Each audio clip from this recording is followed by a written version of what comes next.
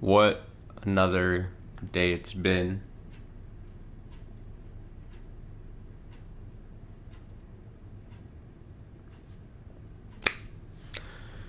I don't know.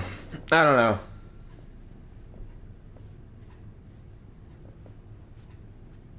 Again, another one of those nights, another one of those days where I'm like, uh,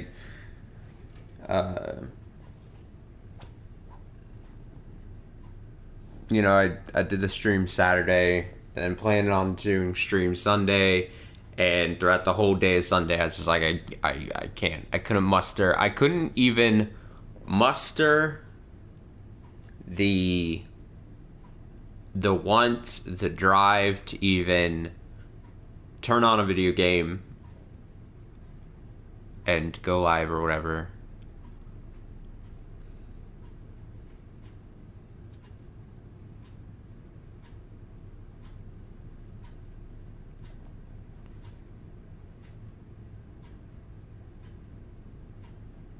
And then you get through Monday at work and you're just tired and sad and depressed and just a day of seeing just the horrible shit.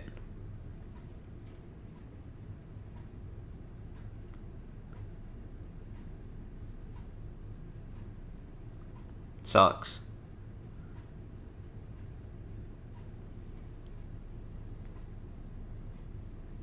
Sucks a whole lot.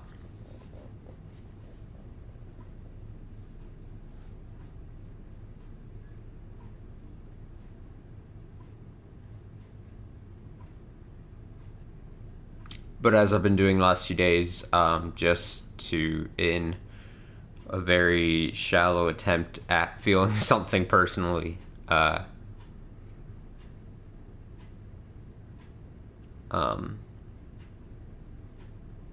I just want to play this tonight. I can't stress a very shallow attempt at trying to feel something because it's tough. It's rough. Yeah. Today it's obviously not gotten any better, and from all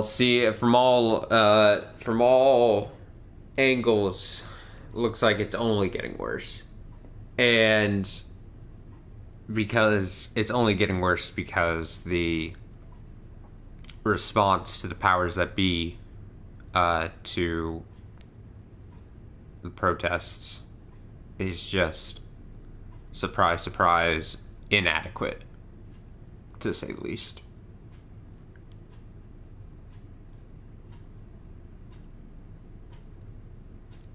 Surprise, surprise.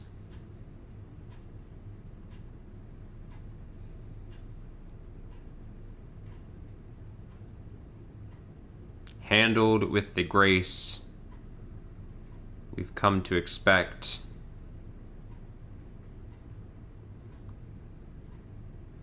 It's just bullshit. This is basically what it boils down to. Yeah, it sucks. I can't stress enough the fact that the injustices happen and have happened and will continue to happen until there's massive change. It sucks that the protests to try to inspire change are met with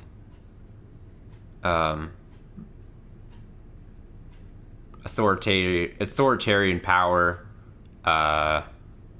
co-opted messages of why people are protesting in the first place, and that's shitty ass rioters who are intentionally obfuscating the message of the protests in the first place. The thing I'm seeing, I saw a bit yesterday, and I saw a lot more today of like videos, proof of it, are like shitty ass white girls posing for pictures and shit for like internet clout. God. Oh, that just seeing those things really was just infuriating to the max.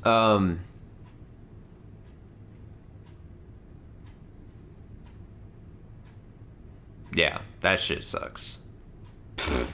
Yeah. The limp as shit response from the president, just fucking continues to be just the biggest fucking piece of shit.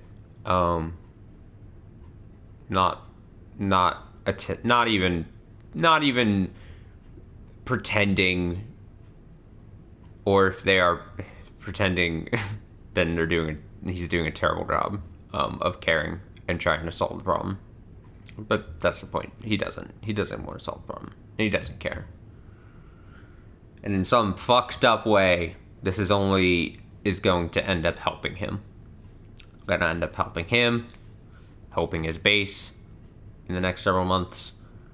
Again, further divide people intentionally, all while the power behind the face of the presidency, the people actually pulling the strings, benefit from it all, which is fucked up way of just seeing it all, unravel, seeing it all for all its shittiness out in the light, because it was always there. The shittiness is always there, and it has been there. It has been there for years and years and years and years. But yeah, it's a little bit more painful when it's out there in the open. And still nothing can be done about it.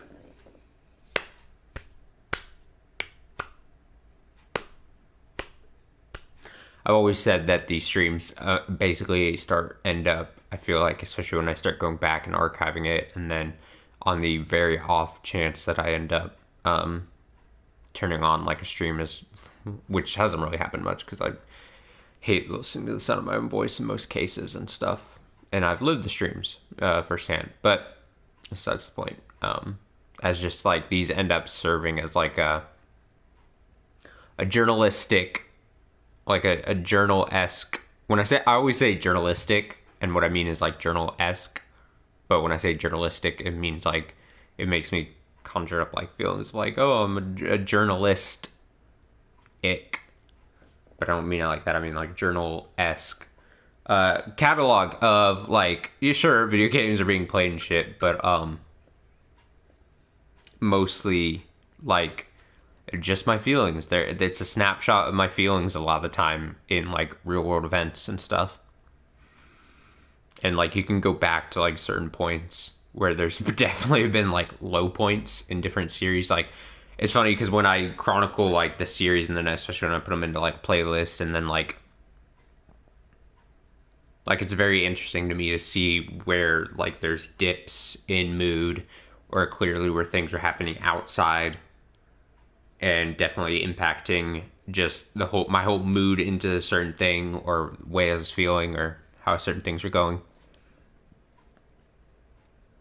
And I have a feeling months from now, if I ever come back to this, I'm definitely going to be able to recognize it in my own voice at least, like just the whole just downturn of this all, if it wasn't made obvious by the subject matter.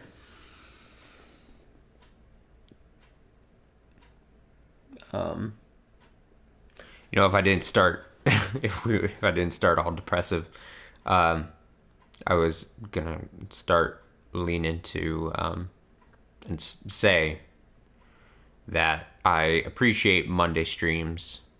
So for the longest of time, back before shit was really happening, way before, usually my Monday nights after work would be with a couple drinks with my best friend. And we would use Mondays after work, since Mondays generally are like the stereotypical suck day, to be like, me and him would we'd just get like a drink or two at a place nearby, and we would just hash out like our weekends and the week prior, and just it would kind of like easily reset us after like a rough Monday or whatever. That was back when I had the old job though too, so Mondays were even more especially rough. But then he got a teaching job. And it was harder for him to be out even a little later at night on a Monday while he was adjusting his schedule to working early the next day. And then, of course, other recent events happened. But then it ended up, this started like weirdly just taking the place of my Mondays, where this is like my like easy way for like to reflect with myself on Mondays. Which I don't know if that potentially sounds pathetic. Well, but let's be real. If you're watching this, if you're watching it archived, if you're watching it live, if you're watching fucking, like, if this is not your first stream, two things. A, you gotta know, I gotta understand, I'm totally comfortable with sounding pathetic, because I almost constantly always do. And two, like I'm saying, this is nothing new. But in saying all that, what I was trying to say before I got on a tangent there. Watch me never get to the game, actually. It's never gonna happen. What I was gonna say is, I appreciate the Monday night streams because I've essentially, I don't know if I've been doing a really well job of it, but they've always, especially since as of recently, the last few months or so, when I've been really more nailing down more consistent online streaming schedule and stuff, is that the Mondays have always served as like the weekly reset. And then I could, like, that day at work, I can be like, all right, what days will I be busy and I won't be able to stream, and I can kind of set those. And then I can be like, what days will I play? Like, what days can I stream? And then in my head, at least, I'll be like, okay, what games am I going to play that day? Those days that I can. And kind of set the weekly schedule, but also see, like, am I setting the weekly schedules correct for games that potentially might come down in the future in the pipeline? Or if I'm like, all right, it's almost time to, like, set a new game into the schedule. When will I want to start that? What game should I finish off the plate, before that game comes out or before I want to start it, whatever. So, in saying all that, I think I'm going to I would always do it in my head, but I've never really voiced it out on stream too much. And because I don't have like a really 100% nailed down schedule ever still, I still stick to try to stream at least once Saturday and Sunday at some point in the day, maybe a couple times in a day on the weekends, and then 3 to 4, maybe weeknights is still like what I'm trying to hold on to. In saying all that, I've always planned that in my head, but I haven't really put it on the stream. So I'm going to use when I can, when I stream on Mondays, to try to like put that out, put the week's vision out, so that I'm like clear kind of schedule for at least the week. Because if I have something coming up in the week, I can usually be like, hey, something's coming up this week. And that I can't do it too far beyond that. I couldn't, like, 2 weeks ago be like, oh, this week I'd fucking, might have something, because I'm not, like, good at making plans that far in advance. I'm only really good at keeping track of plans the day before they happen. Well, I'm trying really hard, to set my week up at the beginning of the week. So, in saying all that, we're streaming here tonight on a Monday. We've got Shibuya Scramble. Depending on how long this preamble lasts, we'll do this for just a bit today. Tuesday, I would expect to stream as well.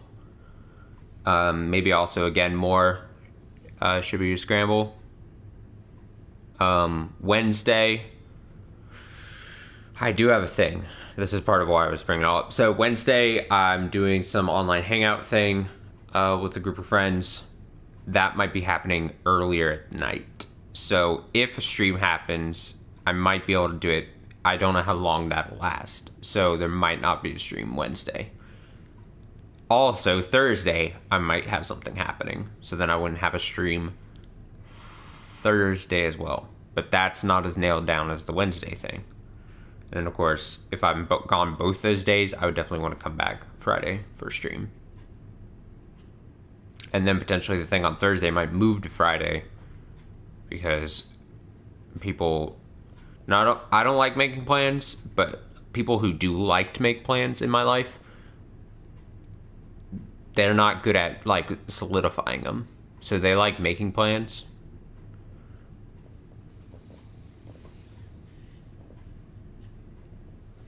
But there's no solidification, you know?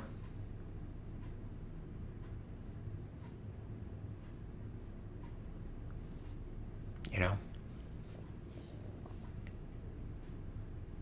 So yeah. At least a stream today and hopefully tomorrow. Unless like I said, I barely was like up till going live. I was like 10 minutes before. I was like,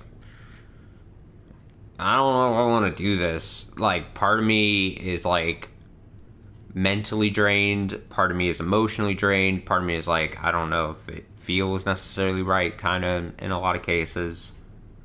Which, haha, funny, it's playing a video game.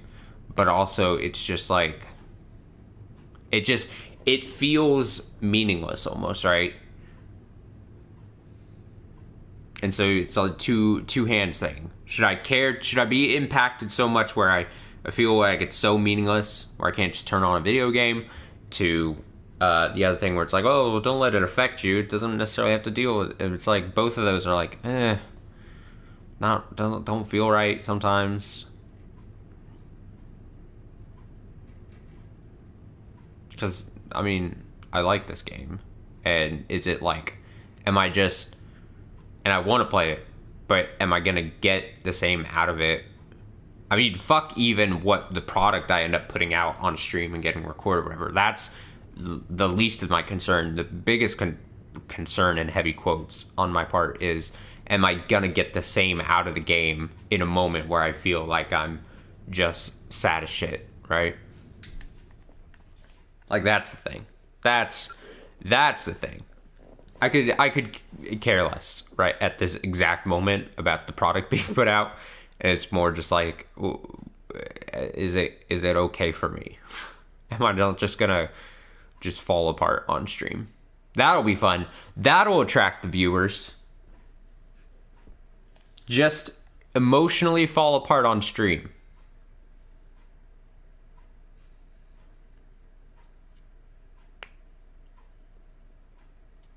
So yeah, that's. I'll put as long as I remember, and I'm sure I will, because I'll check at least. I always at least check the beginnings of things before I start archiving, and I'll be like, oh yeah, I ranted for half an hour or so at the beginning of the stream. I'll catch it, but I'll put a time code in the video's description for when I actually load into my game.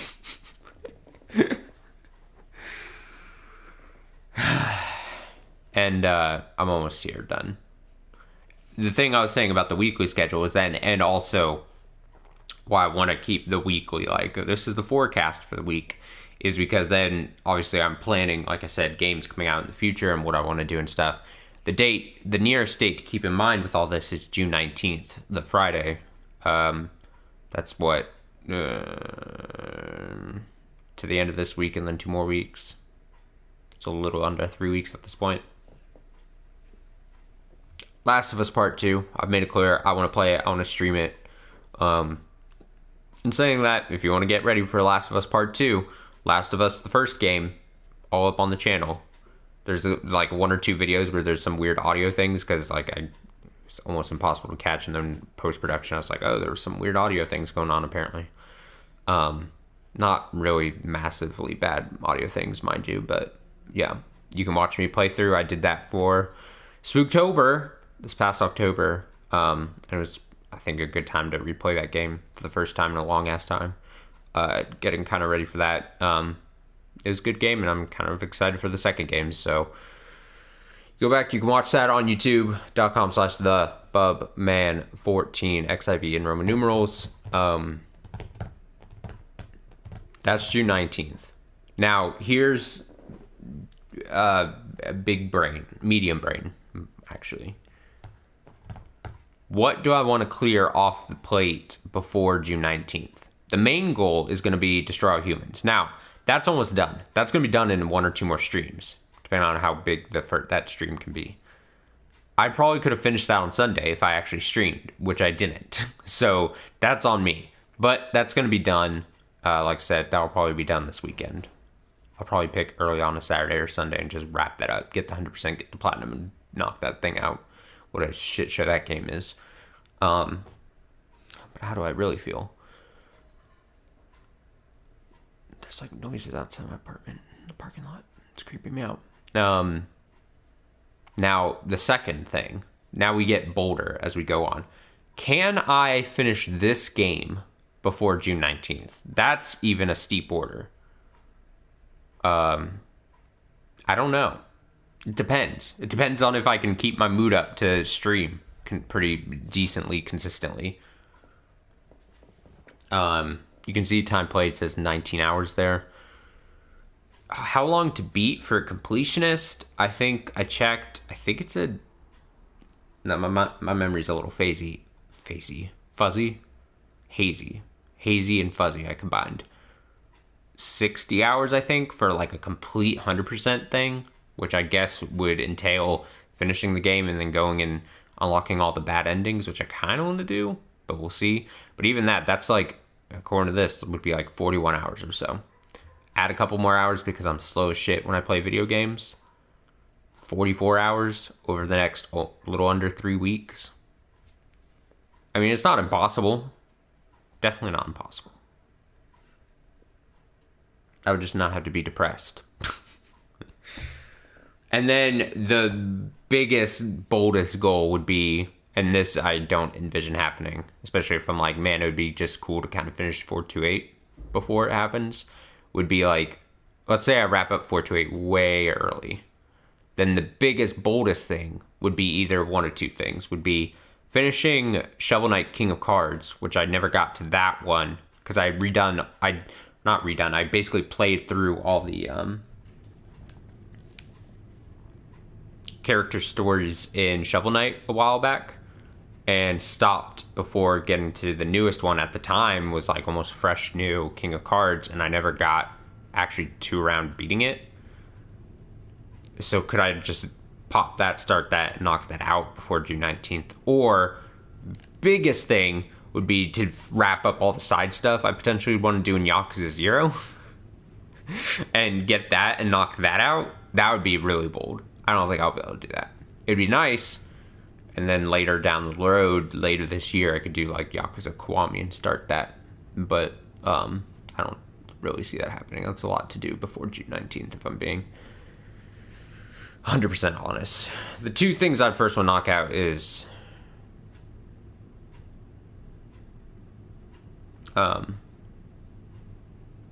Destroy All Humans 2. And then this would be nice to finish. I'm not going to speed through this game obnoxiously where I just don't enjoy this, because I've really been enjoying this and I don't want to just play it just, for shits and giggles. I just don't want to, that was the wrong phrase to use. I don't want to just play it and just not feel it while I'm playing it, if that makes sense. This is how for sure I won't finish it before June 19th, is rambling for 30 minutes prior to actually starting the game. So I apologize. Like I said, I will bookmark. I mean, who fucking checks video descriptions, honestly? But I'll put a timestamp in there for this. You just skip ahead if you care. But yeah, I kind of like Mondays forecasting, I think it would be the right word, forecasting the week ahead and what's coming down the pipes and, why I'm playing certain games or whatever. But I would expect, obviously we're streaming this tonight, I would just say expect this again probably tomorrow night, and then Wednesday, Thursday, potentially no streams, and then something Friday. Maybe drumming in this. Who knows?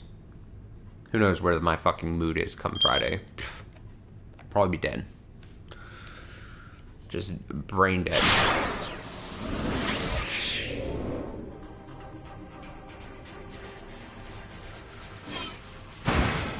Okay, so exciting stuff in the game.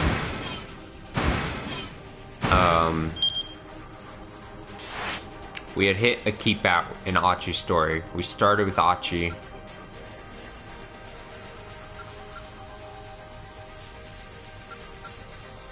talked a little more to Kanan. What I'm calling Kanan.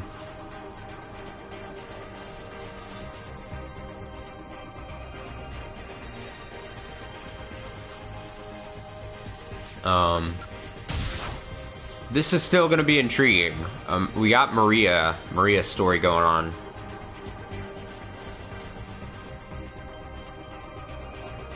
It just is, that storyline's just begging to be picked. Which kind of makes me want to hold out on it just even more.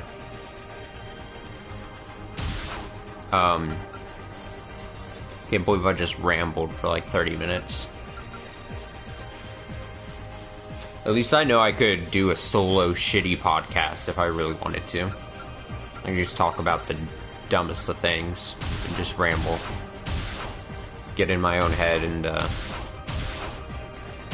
record it.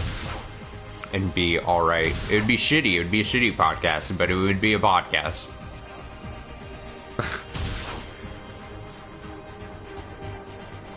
Alright, who do I want to start?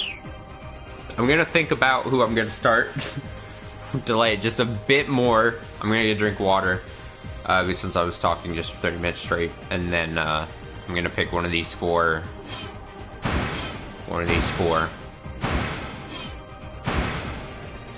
Watch it be Minorikawa just because I love him.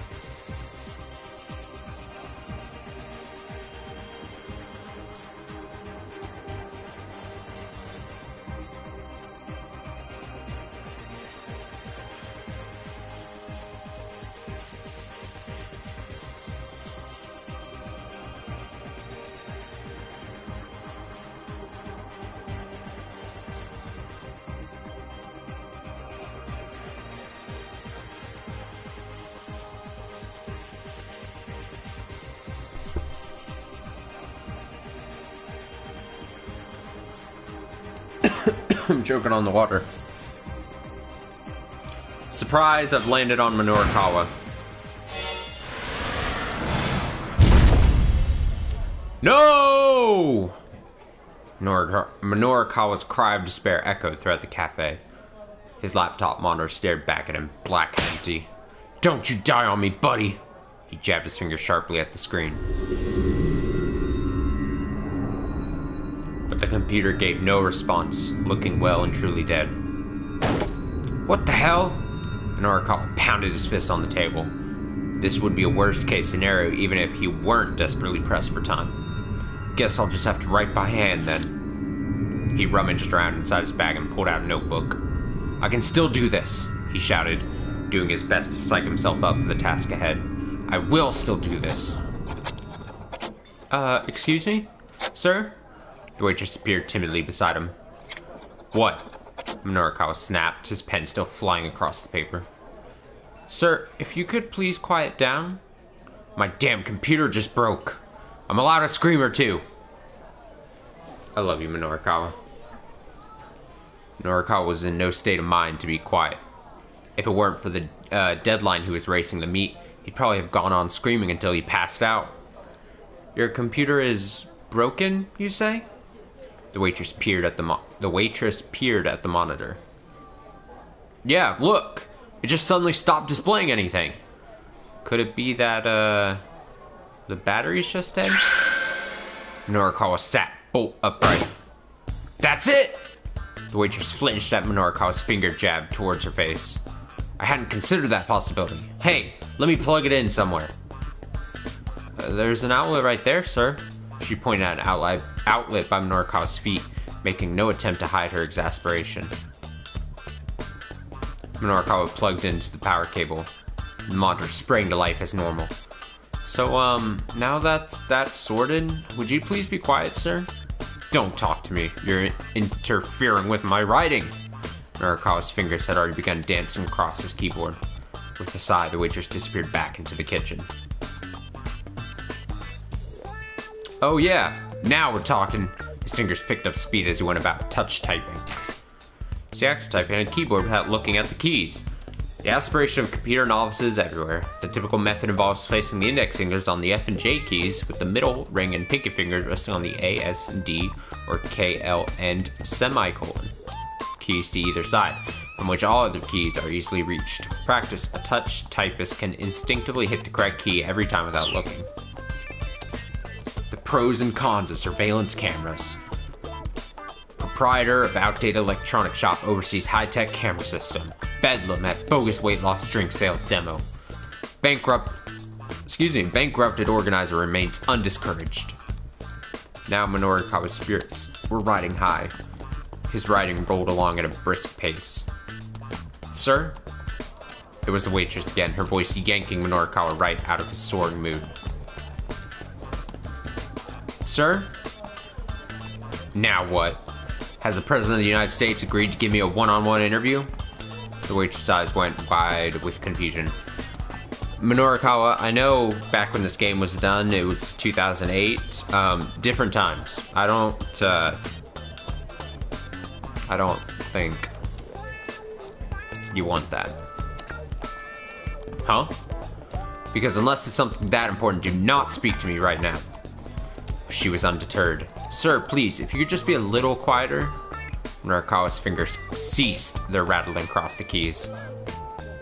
Just what sound do you have a problem with? All I've been doing is writing a copy. Well, for the last while, actually, you've been talking while you write, sir. Talking? Norikawa tilted his head in confusion. Yes, sir, you've been talking about an electronics store and some bogus weight loss drink. I assume that's what you're writing about. You're saying I've been narrating my copy aloud while writing it? That's right, sir. Other customers sitting nearby were openly snickering. Well, so what? He snapped. He was red in the face now. You should all be delighted that you get to hear what I'm writing before the magazine goes to print. Well, actually, sir, one of our customers has been complaining. Complaining? Of all the nerve, who was it? Where are they? Norikawa scanned the other patrons, many of whom were unsuccessfully trying to hide their laughter. It was me. It was the grumpy older fellow who'd been making a scene earlier. Bogus diet fads, peeping security cameras. Reminds me of that sleazy tabloid 4-star general gossip I hate so much. Oh, you sure seem to know a lot about it for something you hate so much. The man's face twisted up with scorn. Your behavior is bothering everyone in here, he said. Do you not understand that? No, I don't. Huh. Guess a reporter writes nothing but nonsense, prefers nonsense in everything he does. Norikawa could feel his blood boiling. What was that? Go on, say that again. Oh, gladly. Nonsense, filth, codswallop, flim-flam. You bastard, how dare you? Norikawa stormed over to the man's table. Flim-flam indeed. Bogus or insincere content. Few things anger Norikawa more than reporters using dishonest means to create a story. Having his own work called flim-flam would naturally make him below his top. Just who are you calling flim-flam? The other man stood up and glowered in Norikawa's face. You utter lack of manners, sense of decency for starters. I have plenty of manners and decency. I also happen to have a deadline. Bah! As if a flim-flam artist like you has a work ethic. Stop calling me flim-flam. The waitress inserted herself between the two men. Gentlemen, please stop fighting. I demand that you remove this man at once, the older fellow barked. He's the one you should be kicking out, Norikawa shot back. By now, he was ready to go for this guy's throat. Please, the waitress pleaded, both of you return to your seats. She grabbed onto Norikawa and began to forcibly drag him back to his table.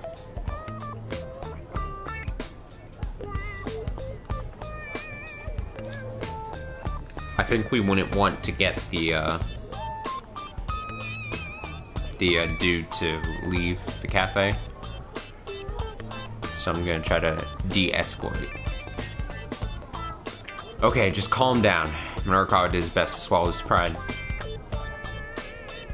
Whatever, he huffed. I don't have time for this anyway. He stalked back to his seat. The other man snorted and sat down with a scowl.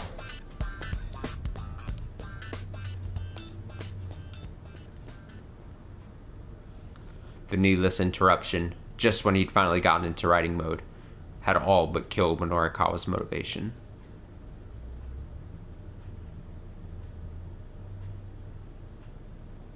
Sorry for that. Okay, I was getting something there. Okay, he decided he needed to take a breather. He turned to the waitress. One spaghetti Napolitan. I can read, please. Spaghetti flavored tomato ketchup. Napolitan is a corruption of Neapolitan. The dish itself has no connection to the Italian city of Naples, Napoli. Rather, it originated as a menu item at a hotel in Yokohama shortly after World War II. There was also a spaghetti dish from Nagoya called Milanese, which likewise has no connection to the Italian city of Milan. Learning. He might not have a lot of spare time, but working on an empty stomach wouldn't do him any favors. While waiting for his order to come out, he decided to read back over the copy he'd written so far. What? When he looked back at the monitor, the screen was black yet again. Looking down at his feet, he saw that the power cable was now unplugged. Hey, what kind of cafe are you people running here? He shouted. The waitress hurried over, looking combative. Sir, you yanked that out yourself when you stood up earlier. What? A likely story. It's the truth, sir. Minorikawa pointed at one of the customers sitting next to him. Jesus, Minorikawa. Is she telling the truth? Did I really yank my power cord out myself? The man nodded sheepishly. Yeah, well, then that's the outlet's fault for being someplace where it unplugs so easily, Minorikawa squawked. The waitress marched away, head held high. Just make sure that spaghetti's delicious, Minorikawa shouted after her. Do that and I'll consider us even. Oh, and load it with cheese, lots of cheese. He plugged the power cable back in, then let out a heavy sigh. In all his writing fervor, he hadn't thought to save his work. Always make sure to save your work to avoid losing data. Honestly, why is it that your computer only seems to freeze when you've forgotten to save your stuff? Relatable. He was probably going to have to rewrite most of what he'd done. Hashtag relatable. Excuse me. Minorikawa looked up to see a young woman standing there. I'm so sorry, she said. About my father. She gave a tiny bow. Your father? Oh, the rude old man? He's just a little worked up right now. Please don't pay him any mind. So what, you waiting on your boyfriend? Huh? The woman was taken aback. I happened to hear you two arguing earlier. Would have been about 2 hours ago? Oh, I see. An awkward, embarrassed smile came to the woman's face. I thought he was going to ask my father for permission to marry me, so we've been waiting for him, but he hasn't showed up? No. He must be really busy. She cast her eyes down sadly. Minorikawa took a better look at her. She was gorgeous. A woman with her looks wasn't something he saw every day, that was for sure. Jesus, Minorikawa.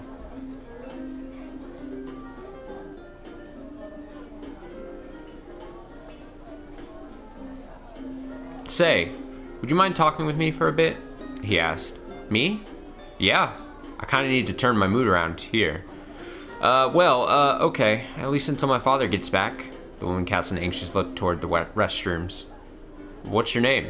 Rumi. She sat down across from him. Wait a second. Aren't you... Minorikawa peered at Rumi's face. One of those twins that was chosen as Miss Midoriyama? Rumi shook her head. No, not me. No? Darn, didn't think I'd be that lucky. He took a sip of his now cold coffee. I do know the girls you're talking about, though, he said. I couldn't even make a good spit take sound. I don't have water handy. I would do it. I would do it for the performative art. Commit to it. Just imagine I did the best spit take there. Minorikawa spat out his coffee in surprise. Rumi squeaked in alarm as the spray splattered her face. Good job, Minorikawa. But Minorikawa leaned in, unconcerned. Oh, how convenient she gets to cover her face during the shot. Okay, you mean it? You really know them? Yes, Rumi replied. You're talking about the Osawa twins, right? She got a handkerchief and wiped the coffee from her face as she spoke. Osawa, huh? Norikawa glanced down at the project proposal on the table. Sexy squared. Twins share top prize at local university beauty contest. Midoriyama Academy, Maria and Hitomi Osawa. Yes, that's it. The Osawa twins. I actually won Miss Midoriyama myself a few years ago. This year I served as one of the judges. Norikawa adopted a self-satisfied pose. Guess I really was born under the right sign to be a freelancer.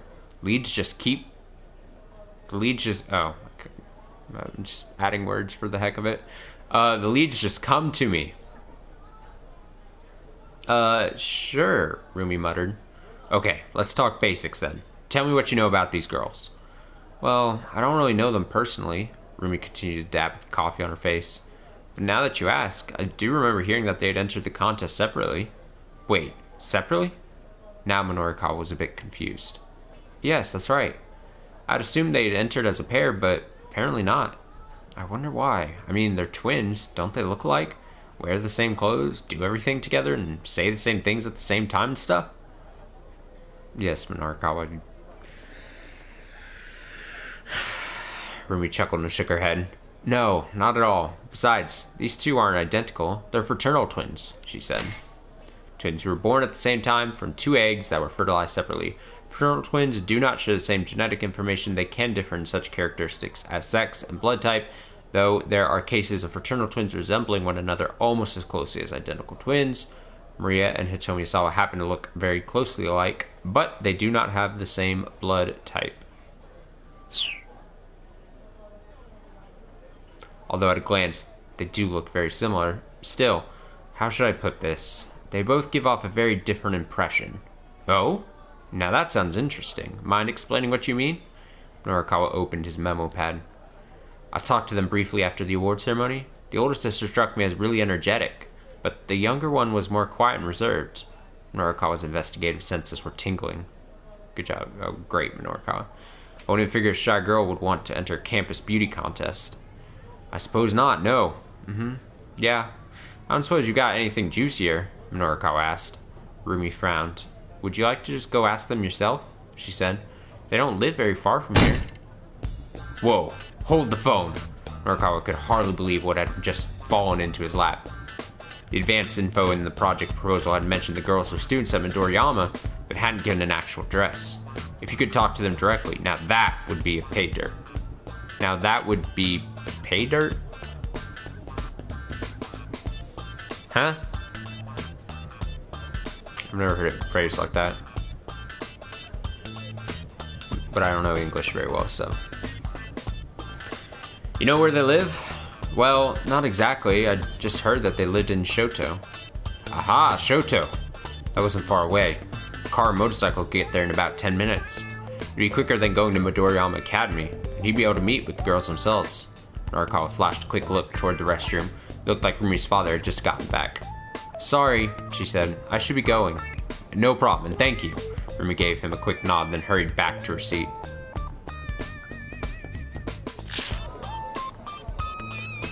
Norikawa grabbed the directory from the public phone and flipped through the pages. To his surprise, there were only 5 listings for the name Osawa with addresses in Shoto. There was neither a Maria nor a Hitomi, but he hadn't expected there to be. He'd need to find the parents. Wasting no time, he called up the first Osawa on the list. I guess just cold call random Osawas. I'm sure they'll love that.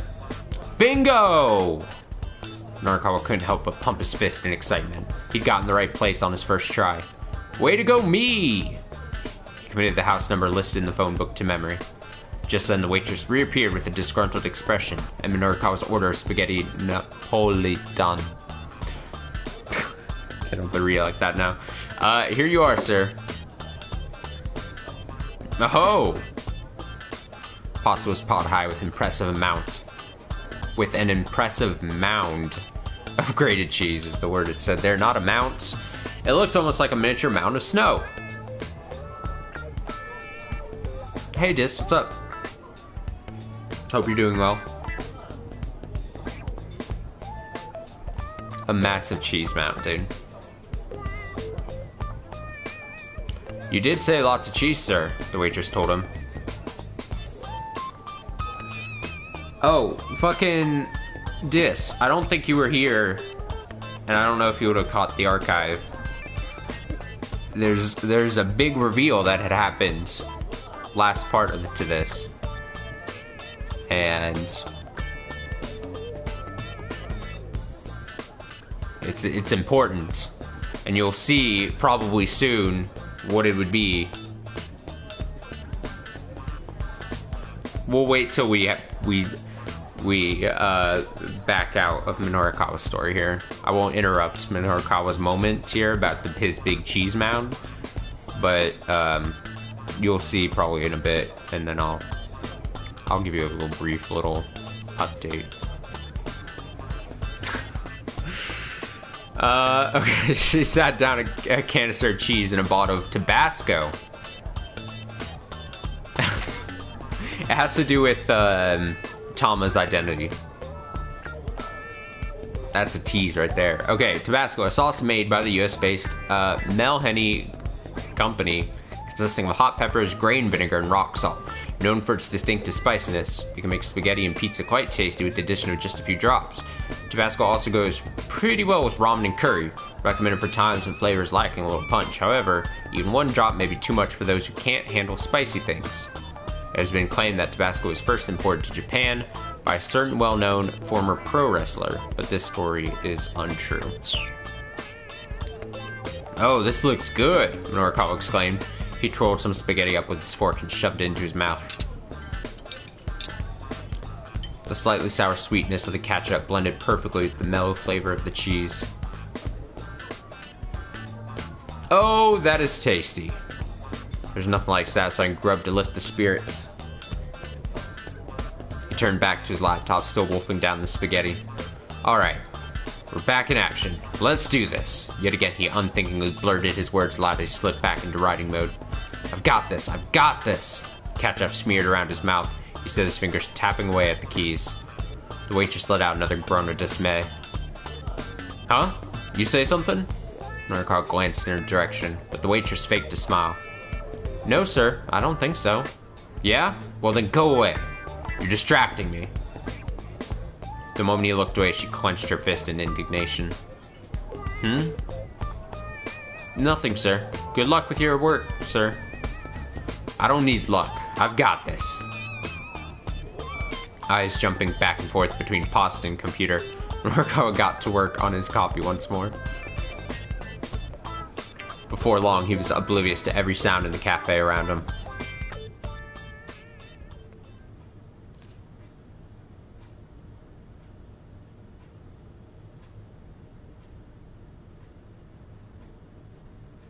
When he finally snapped out of writing mode, he glanced at his watch. It was 2:20. Almost time for him to head to his next interview. Better get a move on. Sorry for the brief, silence there. I'm, having to try to coordinate something through text with someone, and they're not just giving me the answer I want, or the answer I need. So I'm, having to baby the conversation along. Alright. Kimizuka's taxi came by just as Minorikawa was hurrying out of the cafe. Well, what a pleasant surprise, Minorikawa called out. Nice timing, my man. Kimizuka's startled look quickly vanished behind an expression of professional resignation. Do you need a ride, sir? You know it, Minorikawa replied. First, head to Shoto. After that, I'll need to get to Sakuragaoka. My pronunciation skills are showing it poorly. Sakura Gaoka. Sure. As he cast his gaze out at the sights of the city, Minorikawa mulled over his plan for the next part of the day. First, he'd interview the Miss Midoriyama girls, then he'd meet with the head of that theater troupe. In order to leave himself enough time to write his copy, that meant, I'd like to get this all wrapped up in 20 minutes, he said. Can you make that happen? Kimizuka flashed a grin. That will incur a special fare, sir. Ooh, special, Minorikawa said as he got settled in his seat. I love that word. Kimazuka stepped on the gas.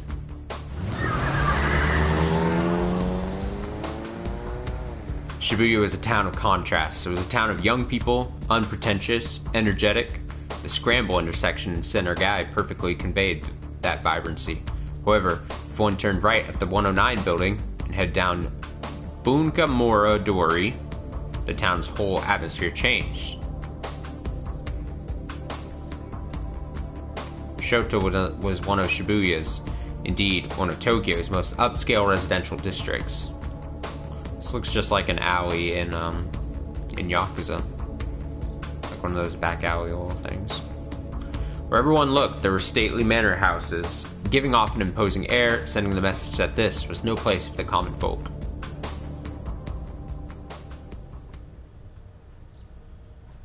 Right here's fine.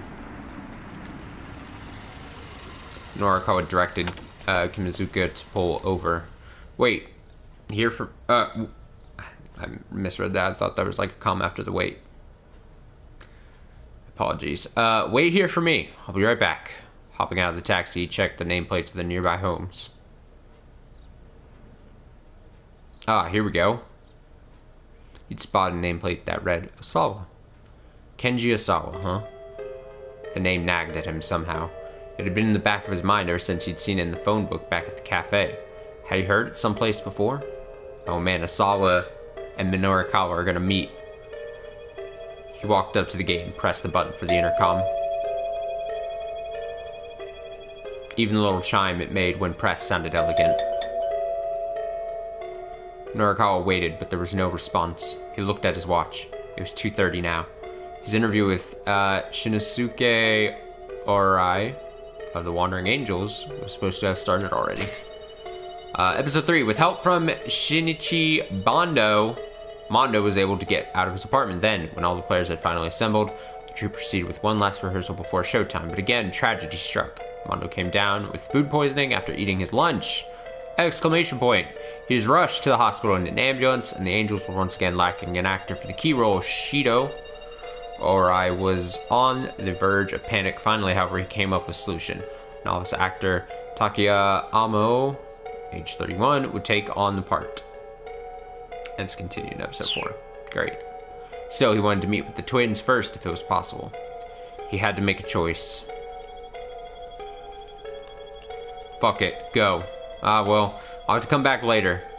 Minorikawa decided better get to his next interview. He started to head back toward the taxi. We don't have time to wait. The front door opened. A grim-looking man emerged, leading another man in handcuffs. What? He's in handcuffs. Minorikawa was standing in the way. Pardon us, the serious-looking fellow said. He gave Minorikawa a curt bow as he passed by. Minorikawa smelled the distinct odor of a scoop. Hey, does that guy live here? He asked. The man ignored him and kept moving, but Minorikawa followed. He couldn't let this opportunity pass him by. Hey, wait up! Is that Mr. Asawa? With a grimace, the man pushed Minorikawa aside and hurried his handcuffed prisoner along. For a moment, Minorikawa wondered, even, if he should keep after them, but he decided against it. Whatever was going on here, he doubted he'd be able to get an interview with the twin girls right now. This had all been an unfortunate waste of time. He had no real choice but to head along to his next interview.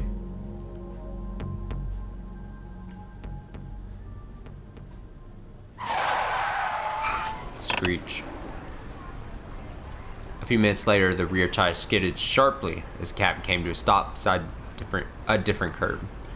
The trip from Shoto to the theater in Sakuragaoka, whatever, had taken almost no time at all. Here we are, sir, Kimazuka announced. Wow, that was fast. Still, Minorikawa was at least 5 minutes behind schedule. He hoped he'd still be able to get the interview with Orai. Ga-oka. Ga-oka.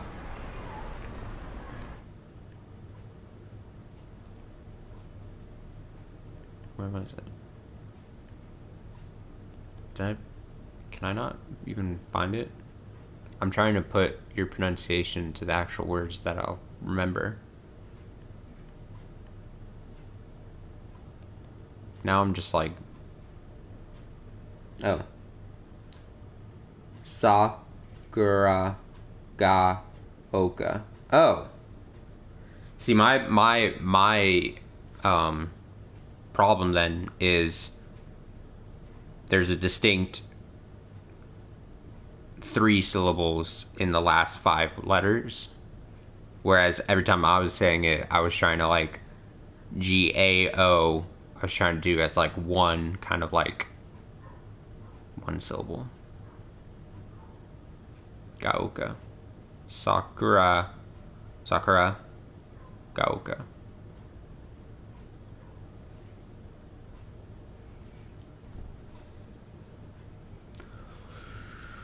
Local white guy who sucks at pronunciations of every language, honestly, English included, learns some Japanese pronunciation.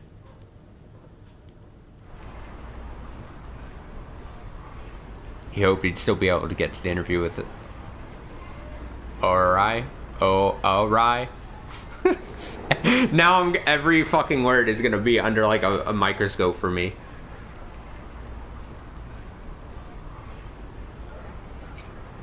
Yeah, no, that honestly makes sense.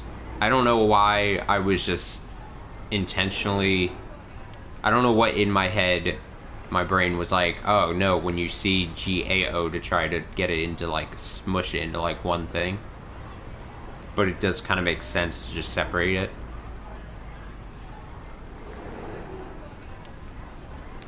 I'll see if it sticks. I'll see if I'm able to... We'll see if that word pops up again and then I can... Oh, the memory skills will be tested at that point.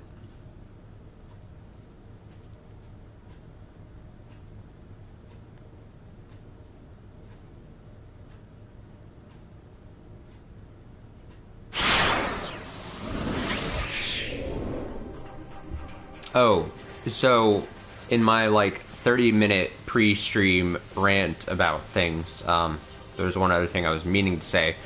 At a certain point earlier today, like this morning, I was like, cool, there's the whatever event Sony was gonna give details on the PS5, and they were apparently gonna do that Thursday. And I was gonna be like, cool, if I end up streaming on Thursday, then I can recap the event. It'll be a cool thing to talk about or whatever. And then they made the decision just so a few days after saying that they were gonna hold the thing on Thursday, they decided to... Due to current events, they're like, they don't feel... The reason they gave is that they don't feel it's right to take up, basically, the time, energy, and space. I forget their exact words they used. But they're like, they don't feel right to... I feel like I'm talking out because I don't know what the exact words are. But what I mean is they were like, okay, because of the current dialogue and the protests and everything, that they didn't feel it was necessarily right to hold like a big entertainment event thing on a Thursday, which ultimately to me seems like the right decision. Of course, there's shitty people. I was checking the internet reaction to them canceling it, and of course, people don't get it. Surprise! People don't get it. But I was curious to see what the reaction was, and I'm glad at least a lot of people are kind of understanding, because it is interesting. There's like 2 sides to it, where they had only announced that they were going to do it a couple days ago, like 2 or 3 days ago, and then they so soon after they're like, nope, it's not right to do it. So on one hand, I'm like, that's interesting that they're willing to bend that quickly to it, to a pretty important thing for them, at least. Like I said, I ultimately think it's the best decision. The only thing I could have seen argument-wise to people being like, wait, what the hell is that? And I say very loose terms, loose quotes, like argument-wise, is that Sony as a brand isn't just an American thing. So I wouldn't go as far to say, like, there are some people who are using the language as, like, this is punishing the rest of the world because fucking America can't get their shit together. I'm like, you're right, America can't get its shit together. but I would not go as far as to say they're punishing the rest of the world. But the fact that, like, people are saying, like, well, it's interesting that it's, like, a global brand, but yet they're like, okay, these massive things are happening in the US, and we don't feel it's right to do it. That's an interesting thing to bring up. I still don't wholly agree with it at all, really. I still think it seems right, because, as I said on Saturday, when I streamed Saturday, and as my pre-stream rants have been frequent the last few days, but on Saturday I said something like, I know the most depressive thing that's coming out of this is that we live in the internet age where in the next week or two, the rage, the justified rage that a lot of people are feeling and the good that people are wanting to do is, as days go by from now, you know, it'll start to dissipate, and that's just because some either something else will happen, something shitty will happen, that people's attention is going to have to be shifted away, and that's just, we've seen that time and time again. That shit sucks, and it's bound to happen, and that's the most frustrating thing about this all. And so, ultimately, by making the decision of not adding to the, like, if Sony were to do their event on Thursday as planned, they're just essentially adding to the distraction. Which is a weird way of putting it, but it's like, at the very least, they're like, hey, this isn't our turn, it's not our time, let's step aside, and at the very least, they as a company, whether it's, there's a small, I was, like I said, checking online reaction to it, there's a small conspiracy, I saw a contingent of people being like, something presentation-wise didn't get nailed down, or maybe they're readjusting certain things due to reactions to things Microsoft had done recently, and they're going to change up the presentation or choose a better timing, and that's not, they did it under the guise, they said under the guise, we're not doing it because it's not an appropriate time to, but maybe it's a convenient way for them, because it happened so soon after they announced they were going to do it, that it seems like, oh, maybe it's convenient that they can be like, hey, let's step aside and fix our shit before we put this out. Again, I wouldn't even go that far. But it is interesting that it happened. But ultimately, I think it's the right decision. Like I said, the only slightly compelling argument, maybe that's just, again, slightly interesting, is that Sony touts, like, oh, it's a global brand, and we're big in all these other countries outside the US. Like, that's something they tout and everything. And then it's like, alright, some big shit's happening in the US. We feel like this isn't a good time to do our thing. Ultimately, I think the right decision, though.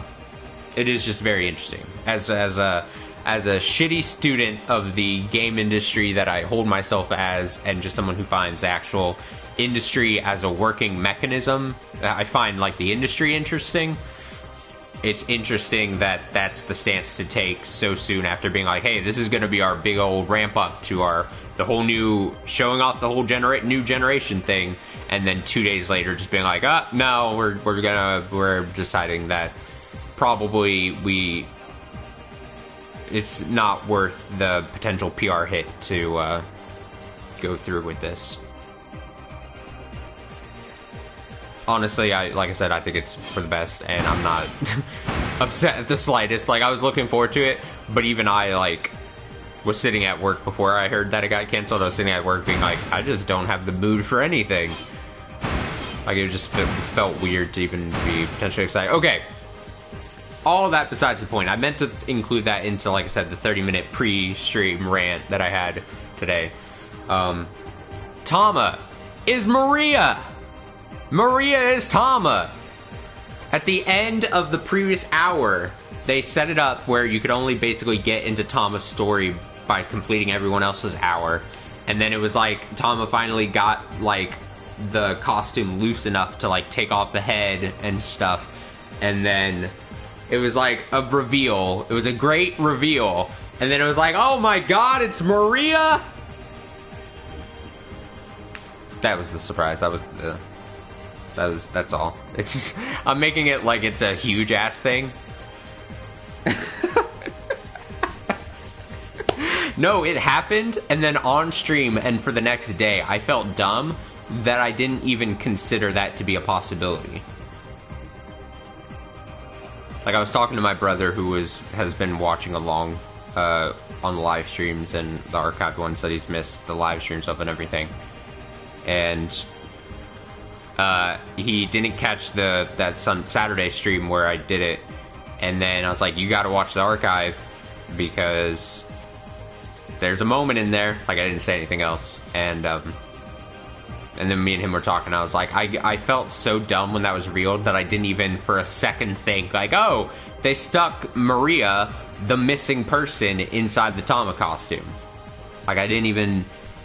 That thought never even crossed my mind, and I felt dumb.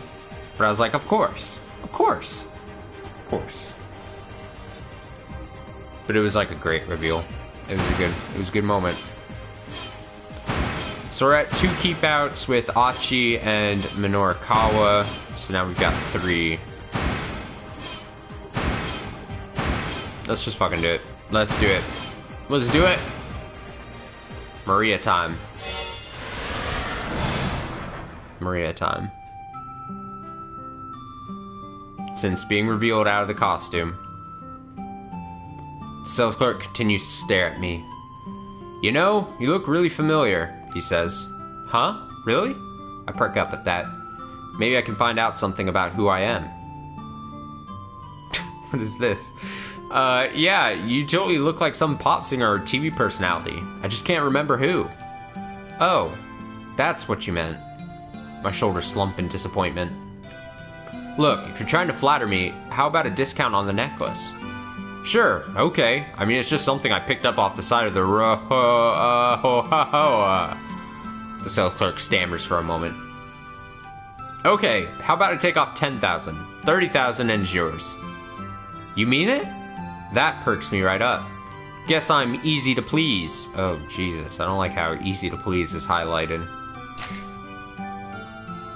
Yep, get your mind out of the gutter. That's not what she means and you know it.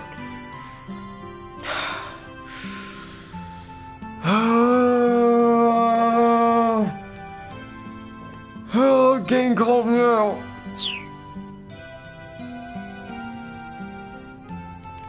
I feel so seen in a bad way.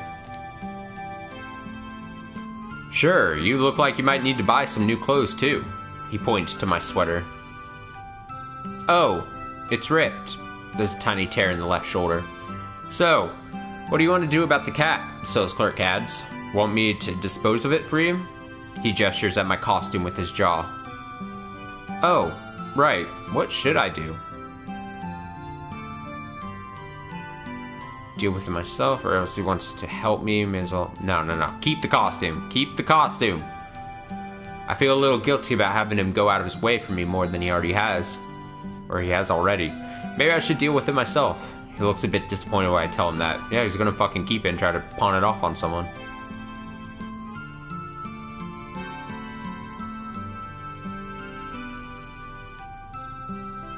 I buy the necklace for 30,000 yen and leave the knick-knack shop, hauling the costume with me. Good.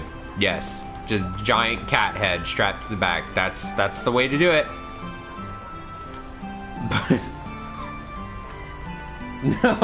No!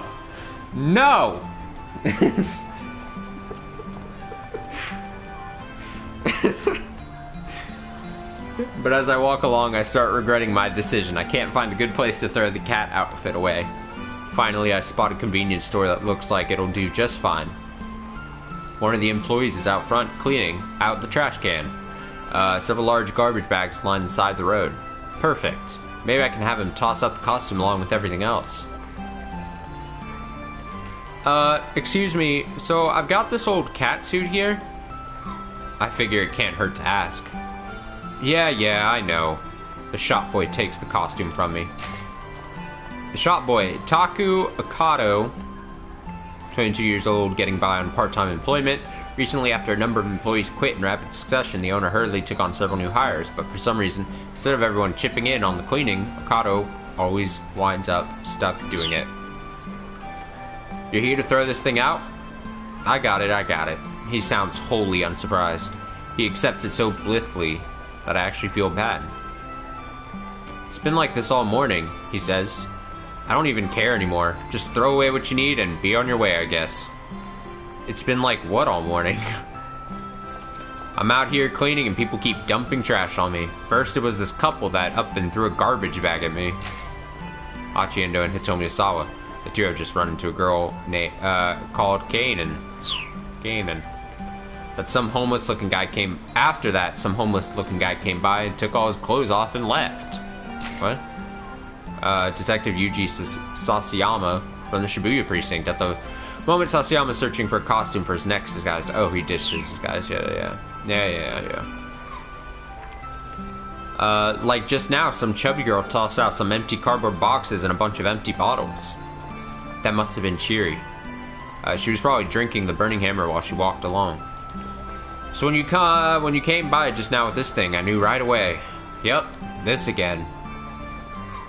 I'm sorry. It's alright. 3 times, 4 times, what's the difference?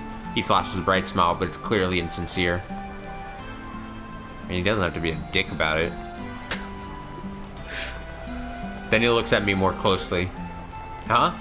Aren't you the girlfriend of that dude who threw the bag of garbage at me? What? Nope, not me. Huh. Guess I'm misremembering then. Well, anyway, thanks for your help with this. I gave the guy a bow. A few minutes later, near the station, I spot a sort of mall.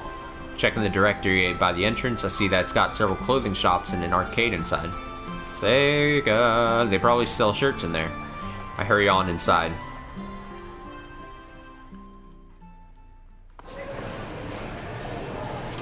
The interior of the building is like a twisting maze of corridors, all of them overflowing with people. I take the escalator to the second floor and find myself amidst rows of arcade games. I was trying to get to the fashion area, but I must have gotten the wrong way. Whoa. Pardon me? Excuse me. You haven't seen a lost little girl, have you? I turn to see a miserable-looking middle-aged man peering at me anxiously. It's Teruo Toyama. He got separated from his daughter, Hana, while running from debt collectors. He's on edge, worried that the men who are after him might have taken Hana hostage. Not sausage. Hostage. Have you seen her? A little girl about 10 years old. A girl around 10? Have I seen her? What's her name? Hana. Hana. Hana. Toyama. Hana? Oh, that's a pretty name. So, she's about yay tall?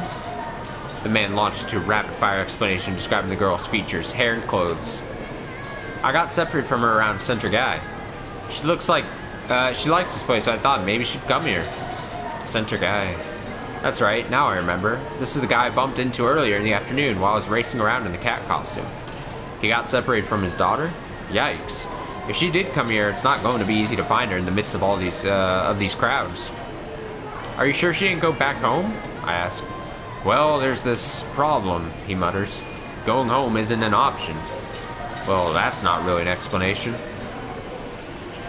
Sorry to bother you. I'll look around a bit more. Nice slide whistle sound effect. With that, Hana's father disappears into the crowd. I leave the arcade and head for the fashion area. I bump into Mr. Yanagashita in a hallway lined with photo booths. Huh? Boss? What's he doing in a place like this? Oh, Tama, you're out of the suit. For some reason, he's got a bunch of magazines strewn across the floor. Yeah, finally managed to get it off. That's good. I wish you could have been at the sales demo without your face hidden away. What are you doing? You mentioned something about a creek earlier. Are you going on a trip? Yeah, I was, but then I remembered something important. I get motion sickness, something fierce. He sounds kind of proud of himself. So yeah, no trips for me. Heck, I don't even want to think about that now. What about the money you owe? I ask, curious. Well, as it happens, I think I may have found my solution. He brings a hand to his mouth and giggles. Right here, I found a great way to make a killing. Turn a lot of money usually in a very short time and or with little effort. The phrase originated in the 19th century in reference to hunters who were paid based on the number of kills they made. Interesting. He opens the magazine he's holding to reveal a scratch card with the potential 100,000 yen prize. You just gotta scratch off one of these to win 100,000 yen? All I need is 30 of them and my debt's squared away. Each magazine I can nab is more money for me. Despite his enthusiasm, his story doesn't quite add up. Are those scratch cards guaranteed to win? No, of course not. It's a lottery sort of thing. Well, then having 30 copies of the magazine is hardly a foolproof solution. Quite the opposite, in fact, but I hold my tongue. I like how she's like breaking the fourth wall, looking at the camera. Okay then, now that my goddess of fortune Tom is here, let me hurry and scratch these suckers off. Yanagashita begins fervently scratching away at the first card with the coin. Ah, that one's a loser. Maybe the next one. Nope, that's a loser too. Damn it, so is this one. And this one? In a spectacular display, he scratches off one losing card after another. Soon, he's down to just one last magazine. Yep. You're not a very lucky person, are you? Oh, please don't say that. Mr. Yanagashita looks like he's on the verge of tears. I stare at one of the losing scratch cards. You know, if you could just see the symbols through the card, you'd win for sure, I say jokingly. I hold the card up to the light. When I do, I really can see the symbols through the card. Boss, I think I might have just... Shh! He interrupts me before I can share my shocking discovery. I look at him in surprise. Mr. Yanagashita has gone all pale. Quiet, Tama. Those guys are here. He shoves me into a photo booth. Those guys? The debt collectors, he hisses. They just do not give up. He clutches the side of his head. Peeking out of the booth, I spot a pair of men who look pretty rough around the edges. Is it those two? Shh, not so loud. The men are looking around and they're getting closer and closer. What do I do? Oh, what do I do? Mr. Yanagashita starts getting panicky. Tama, what do I do? I have no idea. Oh, this is not good. This is not good. Mr. Yanagashita whimpers. Alright,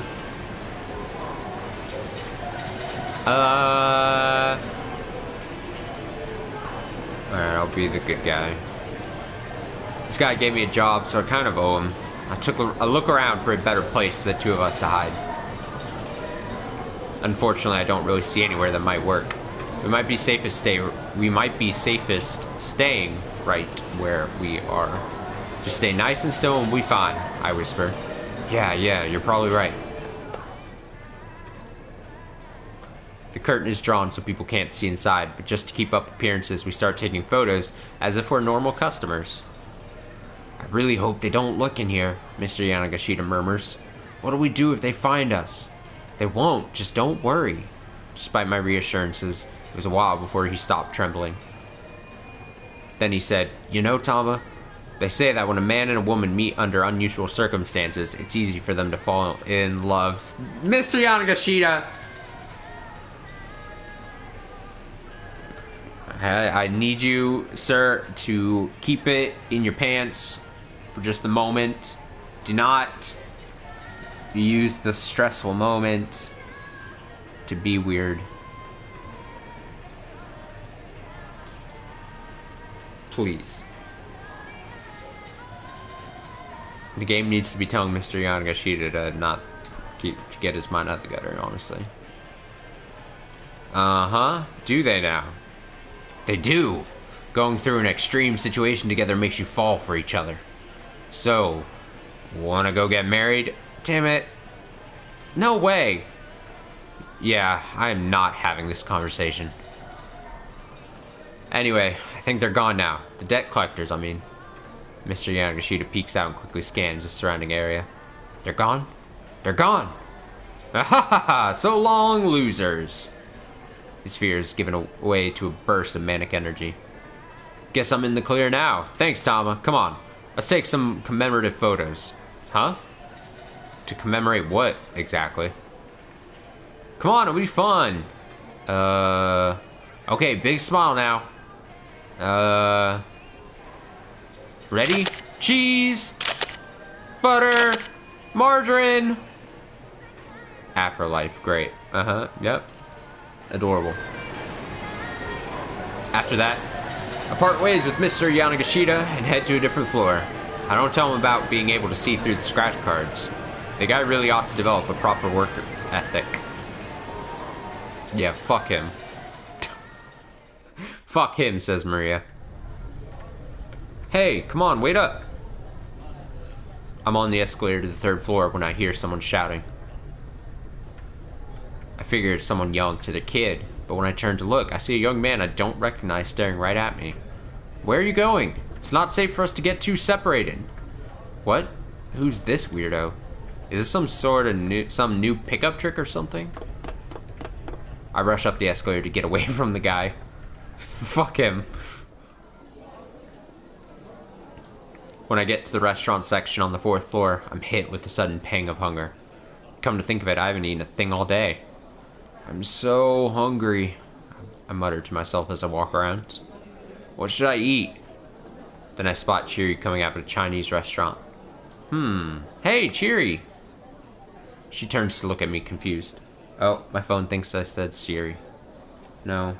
Stop, phone. Stop. Go away.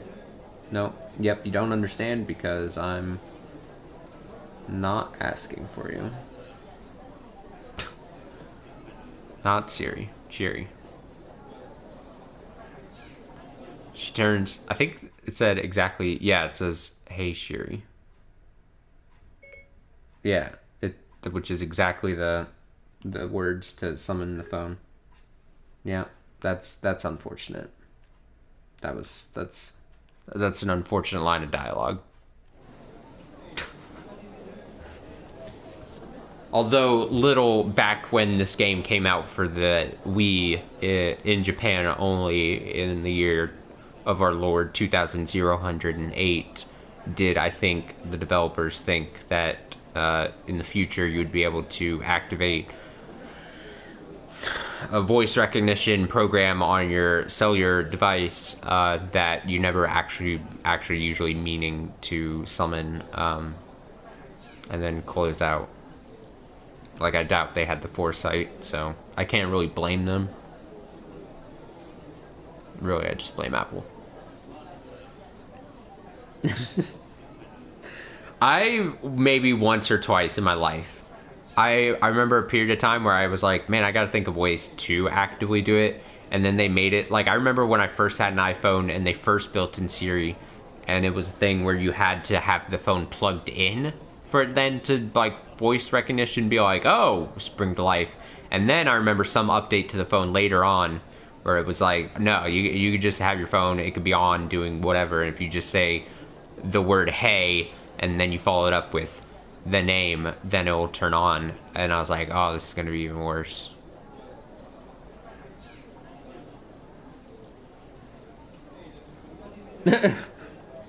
Oh, I mean, that makes sense. I didn't even consider, yeah, it's probably on there. Like, Mac laptops as well. No, much more frequently than, like, so far in my apartment, I have 3 devices, all summoned different ways, and the Siri one happens the least frequently. I still have the camera mic on the PlayStation, where if I say PlayStation, it will, like, or if I say anything kind of close to it, like, or the TV just says something close to those syllables, it'll, like, tune on and, like, try to get, like, voice recognition stuff. And that happens so frequently. Like, ridiculous. I'll be watching a video and then it'll think it hears the word PlayStation, and it's like, oh, it springs to life, and it's funny. And then I recently, several months back, got one of those, like, I'm even afraid to say because it's going to turn on, Google speaker things. Okay, I avoided it there. But that thinks I say Google all the time, and it starts talking too. So I have all these devices around my apartment, I feel like, just waiting for me to say stuff. And aside from me randomly bursting into song sometimes around my apartment, I'm never really just calling.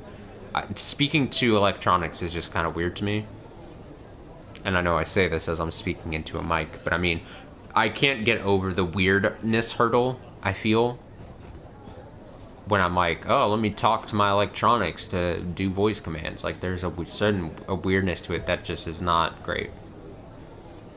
But for a while, I think I started this off by saying for a while, I intentionally tried to be like, okay, what real world applications could I use Siri to like try to do things? And I'm like, I don't even really do that thing, much stuff. Whatever. Very roundabout way of being like, Siri sucks. Who are you? Oh, it's me, it's Tama. Oh, I thought I recognized that voice, she replies with a nod. Did you eat again? I ask. Well, yeah, but then they kicked me out. Isn't that just terrible? She looks pretty displeased. I came here because they said it was all you can eat, but then they closed shop because they ran out of food.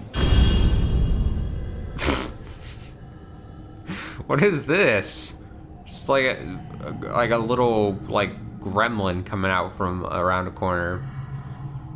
I like this picture. Every once in a while, this game throws out a good still for a picture. Oh wow, you're right. I spot one of the restaurant staff hanging a closed sign on the front door. Man, now my early afternoon snack is ruined. An afternoon snack? At an all-you-can-eat buffet? I can't help but stare at Cheery's midsection, amazed by what that stomach is capable of. It's just impressive. By the way, have you seen the boss? She asks. I thought he finally accepted that he needs to buckle down and work, but he's got some new crazy scheme. Guess the guy's just never gonna learn. I figure nothing good's gonna come from associating with him. I'd be careful if I were you too. Huh? Done with her little rant, Cheery says goodbye and heads off among the restaurants.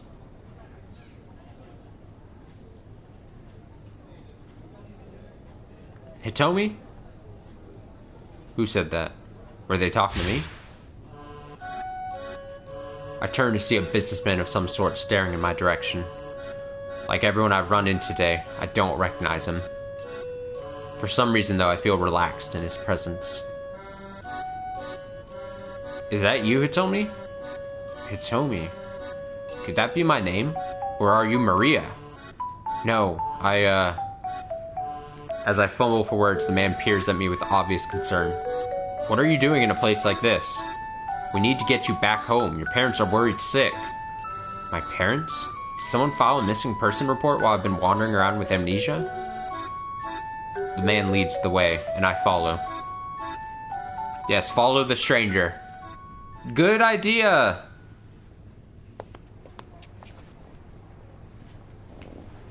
Because there isn't just a multitude of shady-ass people in this story. We leave the building I don't know how to pronounce correctly. It might be Gigo, might be Gijo, might be Gijo, might be Gigo, Gigo, Eio. But head down a narrow alleyway. Then, the man suddenly stops. I feel a jolt of anxiety as I notice something gleaming in his hand. Oh, fucking hell. Oh, Maria. Doesn't matter which of the two you are. You're both in the way. Damn it. Damn it. Damn it. I don't want to press X. He mutters almost as if talking to himself. The fuck? That was a hammer. Right after that, everything goes dark.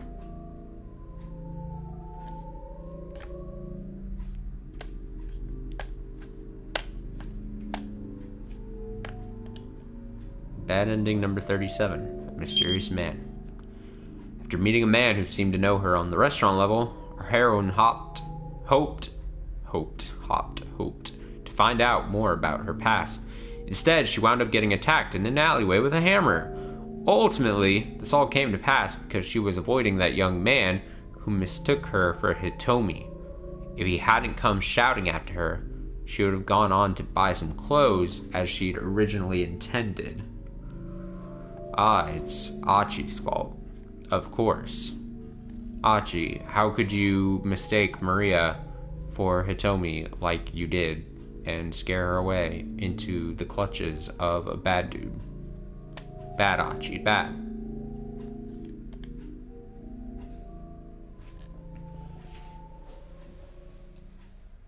Blame dumb Achi. Of course. Of course.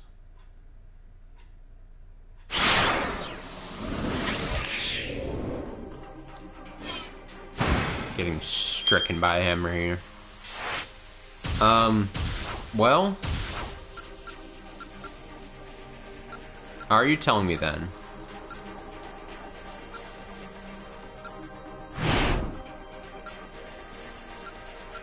I'm gonna correct this then. Well, I think this would be an easy fix. She didn't seem to hear him. Oh wait, no, don't. Well, no, these aren't the. This isn't the alternate decision I thought this was gonna be. He decided to go after her. Had she forgotten where he was waiting for her? She stayed on the escalator heading up toward the top floor. Oh, at least I might be not scaring her away, at least. Achi followed her, but by the time you reached the top, she was out of sight. This was the restaurant floor, so it was more open than the other levels. He hurriedly began to look around. As he wandered, he bumped into a man talking on a cell phone. Okay, so that's the same man that then ends up just clubbing her. And I'm hoping... Yes. This is correct. I have fixed the timeline already.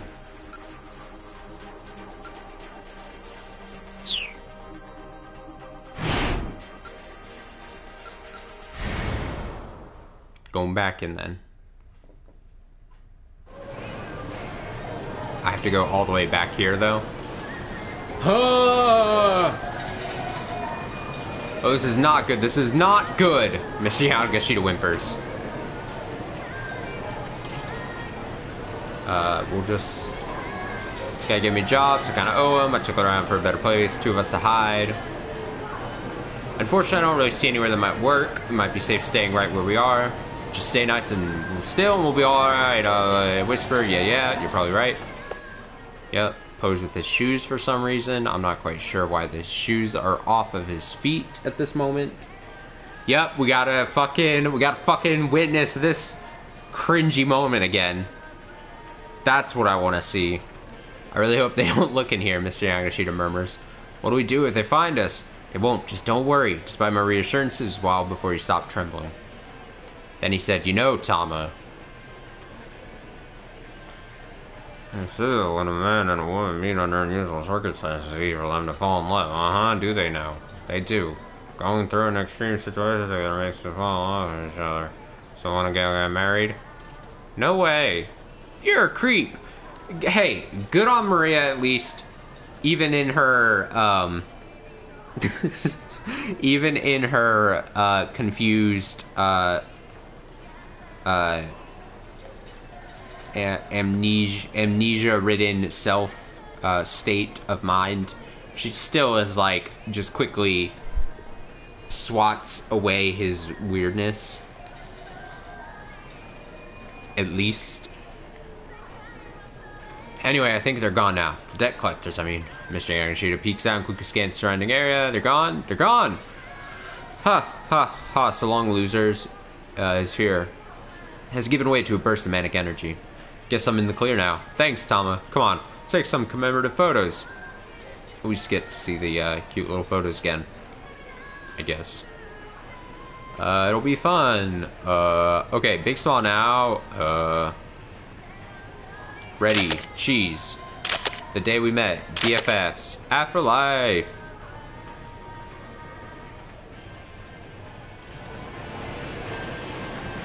After that, part ways with Mr. Yamashita and head to a different floor. Don't tell him about being able to see through the scratch cards. The guy really ought to develop a proper work ethic.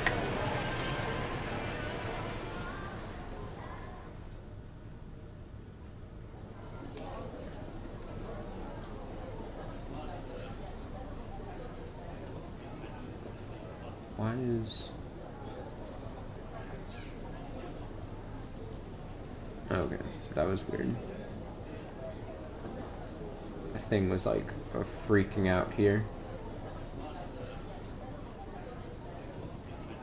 Oh, we're back. We're good. We're fine. It's fine. The third floor is packed with young girls. Okay, we're at a new part. We're going shopping for clothing to replace my scratched arm on my sweater top thing. I spot a shirt that catches my eye and head to the fitting room to try it on. There, I realize there's something in my pocket. Something I must have been carrying around for a while.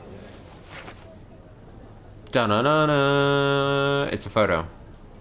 Photo of a white man. Great. Yep, that's the white man.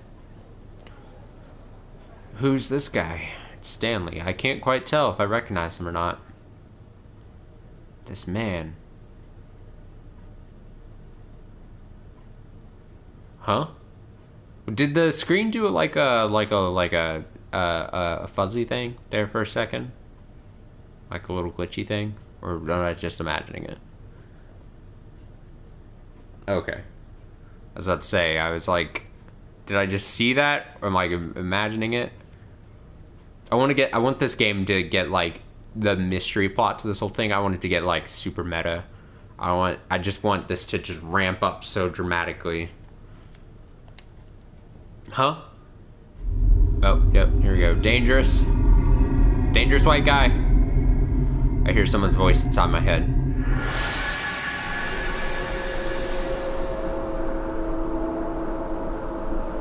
Stay away from him. Oh, that's creepy.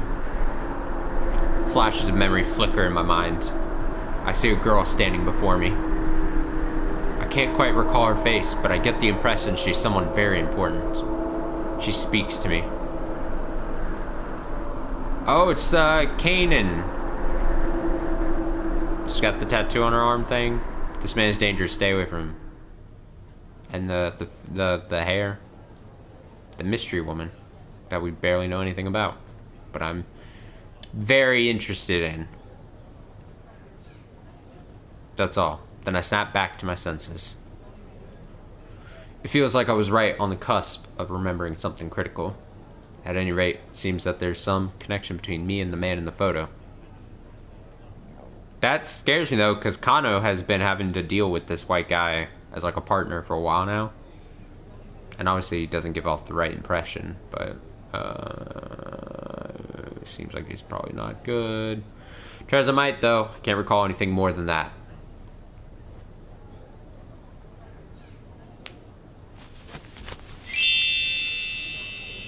Yo! Yeah, plaid shirts, plaid overshirts, all for it. I try on the shirt I picked out. Yeah, that looks good. I decide to buy it and have the store toss out my torn sweater for me. Yup, don't have your holy ass shirt.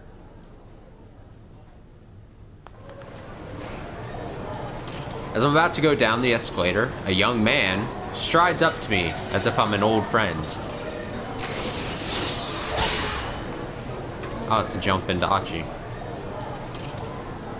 Oh, look at that. Her little picture's already updated with the new shirt she's wearing. Good on you, developers. I don't think we need to jump at this moment, but we probably will have to come back to jump from here. There you are. I thought you were going to meet me on the second floor. Going to meet? What's this guy talking about? I've never seen him before. Ah, well, anyway, come on. We have to go hide. Hide? Why do we need to do that? Hide? Why? Because those guys might have found us. They're outside. He grabs my hand and I yank it away.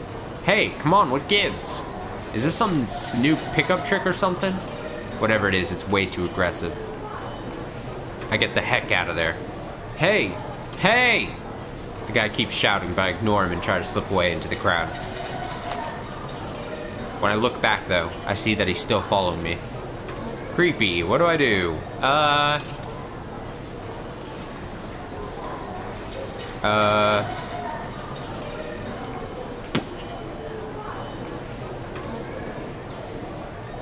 mean,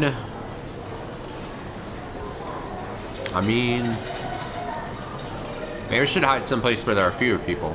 It's great for one of the far corners of the floor. Compared to the area around the stairs, the rest of this level is deserted. I head on up to the 4th floor. When I get to the top of the stairs, I see a man talking on his phone. He looks a little furtive. Like he's trying to avoid the public eye. No, did I just go back into the clutches of this dude? No! No! Well, the police sure do know how to do their jobs. What I can hear of his conversation makes me pretty uneasy. Yeah, beat it! Turn on my heel and get the heck out of there. Turn away! Go away! Oh, that's an ominous music cue there. When I arrive at the 4th floor restaurant section, the sign for a Chinese buffet catches my eye. Ominous buffet. A style of dining where guests serve themselves freely from an array of prepared foods, taking as much of each as they want. Many hotels and restaurants tend to hold buffets at lunchtime or for brunch. Sometimes, however, this just winds up being a kind of cruel trap, with crowded lines making it take forever for you to even get near food.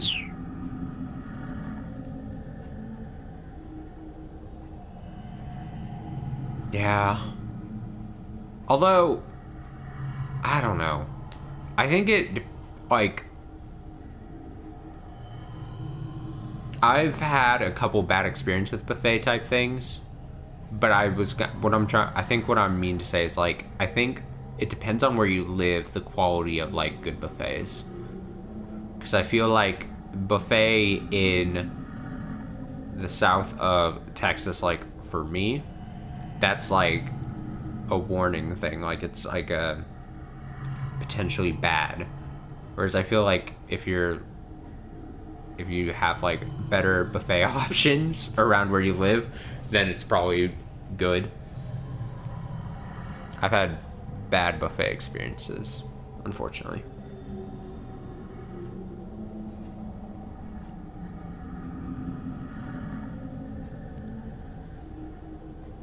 Like, especially, maybe not extremely recently, but I'll always link, like, buffets with, like, taking, like, road trips with my large family, and then us stopping at, like, a buffet on the side of the road, and it's, like, a breakfast thing. Like, a breakfast buffet, mom and pop shop thing, and it's just, like, I mean, it's whatever. It's, like, shitty, mass-produced breakfast food buffet type deal.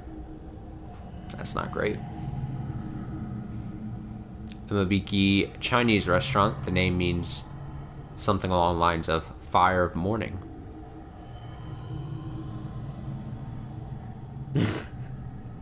Yeah, that's what in my head, just memories wise.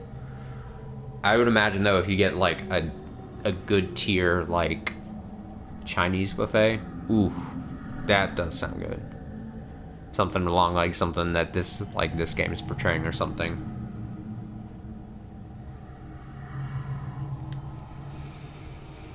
I mean, I'm full of shit right now. I'd eaten right before I went live, and I had probably a bit too much food, honestly. Like that point where I was like, I made it, and I was like, I'm not gonna be able to really save this well, so I ate more than I probably would have normally.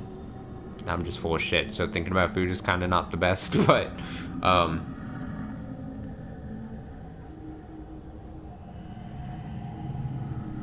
a good Chinese buffet does sound really good, though. Not gonna lie.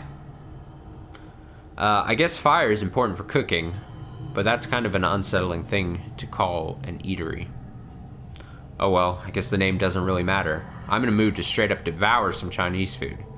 When I go to enter, though, I'm stopped by one of the employees. Oh yeah, because in this timeline we hadn't met this woman who was closing the place. We didn't even see Cheery. Oh, I'm sorry, miss. I'm afraid we're not accepting any more, any customers. I mean, we're not really open. Not just now. She sounds a little bewildered by her own words. Why not? Well, you see, one of our other customers ate all of our food. Someone ate an entire restaurant out of food? Is that even possible? What I'm trying to say, miss, is that we're, closed. For the day. Ugh, go figure. Looks like Mr. Yanagashida's bad luck has rubbed off on me. I guess I'll have to look for another restaurant to... Hold up. Who's that kid? Lying idly across the seats in the waiting area at the front of the restaurant is a young girl. It's Hana. Is this the girl that dismal-looking fellow has been searching for? She looks so sad it makes my heart ache. I can't just leave her alone. Excuse me, is your name Hana? She looks weary at the question. Your father's been looking for you, I say. Hana ignores me and just stares up at the ceiling. Hey, how about we try to find your dad together? I coax the girl into getting up, then I call out to the restaurant staffer.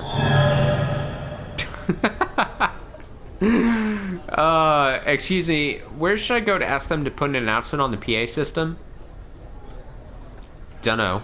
Maybe, the first floor? The security office? I like the, restaurant workers, expressions. Right. Down we go. I take Hana with me. We get on one of the elevators together.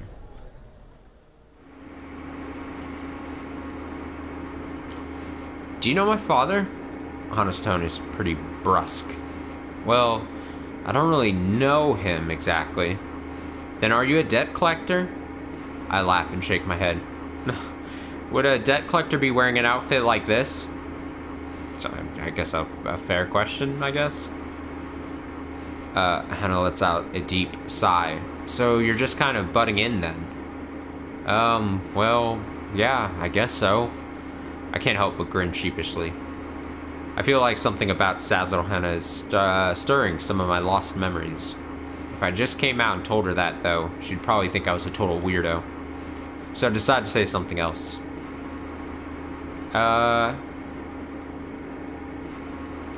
Let's be earnest. Guess I'm just the sort of person who can't ignore someone in trouble. You're weird. Hana looks away from me. Well, yeah. Thomas/Maria is kind of weird. When I get to the security office, I hear voices coming from inside. I wonder what they're talking about. I peek in through the crack in the door and see a man with a cane speaking with a security guard. Oh no! How many exits are... How... Can you talk about exits? How many exits are there that lead outside? There's the main entrance on the first floor, along with 2 side entrances. Also, there's one down on the first basement level, and another in the second basement. The security guard spoke with polite precision. I see, says the man with the cane. I need you to shutter all exits except for the main entrance right away. Understood, sir.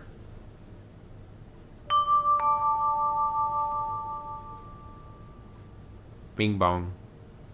Attention all shoppers. The announcement comes in over the loudspeaker. Due to maintenance, all first floor entrances other than the main entrance have been closed. We apologize for the inconvenience. Customers wishing to leave, please use the main entrance on the first floor. I'm not sure what just happened, but it sounds like the main entrance is now the only way out. Come on, I say. Let's have them make an announcement for us. But when I turn around, Hana's gone. She must have run off while I was distracted.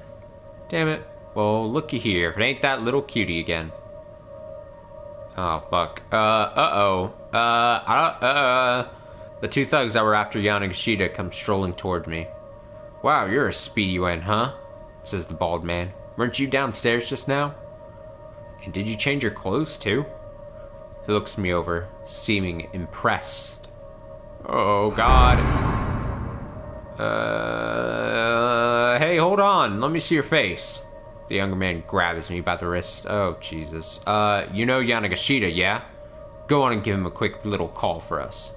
He gives me a sharp yank. Let go of me. Can it, girl? You just give the man a call and we're all good. I have nothing to do with that guy. Do it now. These guys aren't even listening to me. Now I'm pretty pissed off.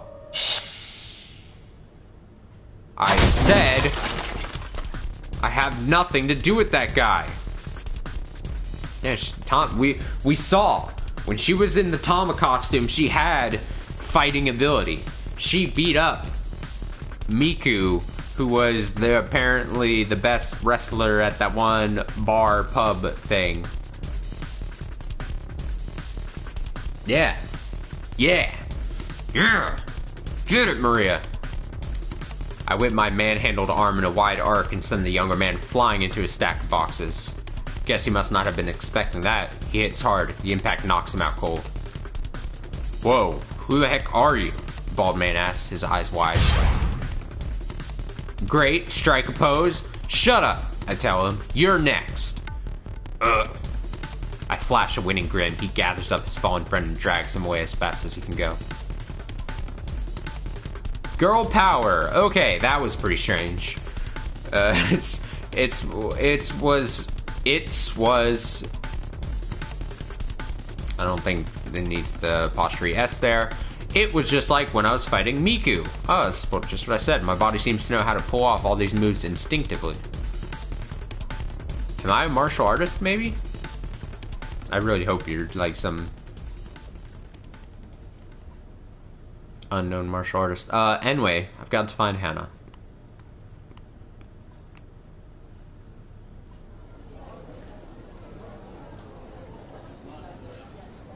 Whenever we hit the end of the current arc, whenever we hit like a keep out or a bad end here in Maria's story, we'll probably end for the night. Easier said than done. I wander around the building, but I don't see any sign of the girl. Maybe she went back home. Eventually, I slump down on a bench in a corner. I wish I could go home too, I mutter to myself. Oh, fuck this game. Just, you can't just do this so quickly. Something cold something cold pressed against my neck. What? Is that what I think it is? Make a scene and I slit your throat.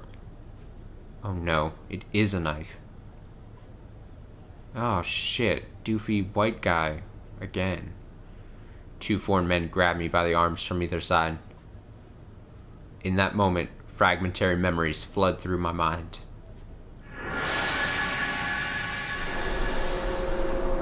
Flashback, flashback, flashback, flashback, flashback. I'm on a street. It looks like someplace in the Middle East. I'm being dragged along by several men. I'm too scared to speak. There are people on the street, market vendors, but none of them seem willing to get involved. Jesus. The men drag me into some back alley. Oh no. No, don't do this to me, game. Don't leave this on this kind of note. This is not what I need tonight. Help me. Please, somebody help me. I'm being abducted. And then a dark silhouette drops down in front of me. The figure brandishes a knife threateningly at the men. Okay. Alright. Yep. Okay. They're dead. The blade moves with dazzling speed. My captors are all down in mere moments. Who is this? Who came to save me? I try my utmost to drag my memories to the surface. It's gotta be Kanan. Right? It's a girl. That's right, I'm certain of that much. I don't remember her face, but it's a girl, younger than me.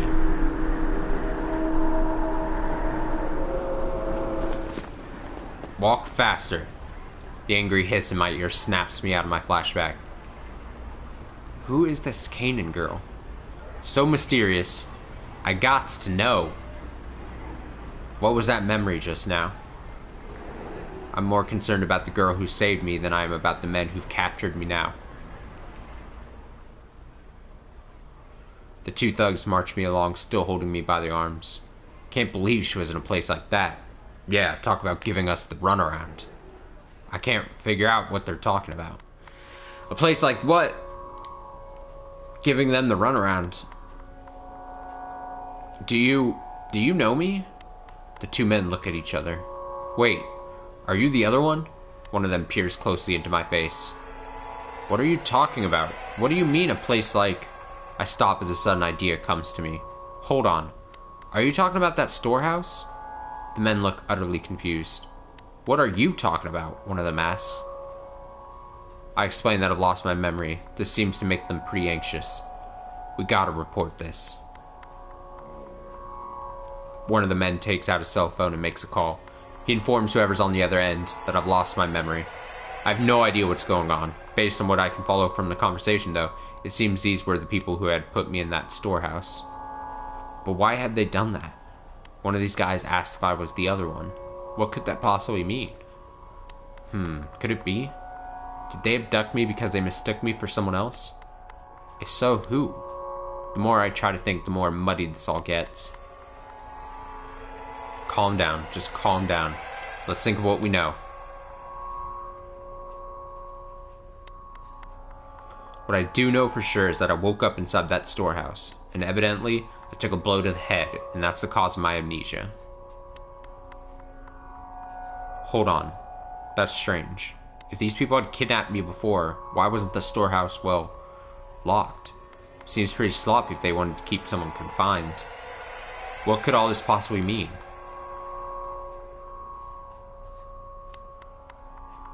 It's no use. I haven't the foggiest. None of this makes any sense at all. Let go of her. Oh shit, I craned my neck to see who spoke. It's the man with the cane who was at the security office. Oh shit, no, it's not who I thought it was gonna be. Who the hell are you? One of my captors barks. I said let her go. Did you not hear? Fucking dude with the cane, also mysterious character here. The man with the cane pulls a gun from his suit pocket. Get lost. This isn't worth dying over. The two men take a few steps back and then bolt out of the alleyway. Who are you? My voice trembles slightly. Guess he's not here. The man takes a quick look around. He? Do you mean Mr. Yanagashita? All that matters is that he's not here. Gun in hand, the man slowly approaches. For whatever reason, dude with gun and cane doesn't like Achi. So there's this opposing thing where we've been playing as Achi and we feel like Achi is good. But for whatever other reason, this game is portraying, at least through the eyes of the man with the cane, that Achi is either a bad character or there's some missing thing that we don't get between those two characters. And Achi doesn't recognize the dude with the cane, but somehow the guy with the cane knows who Achi is. And I don't know. I gotta know, though. Hitomi Asawa. I know you've done nothing wrong. What? I feel a jolt of surprise at the name. Hitomi Asawa. Is that my name? His face, a mask of stone, the man points the gun right at my head. Well, shit. Please, no hard feelings.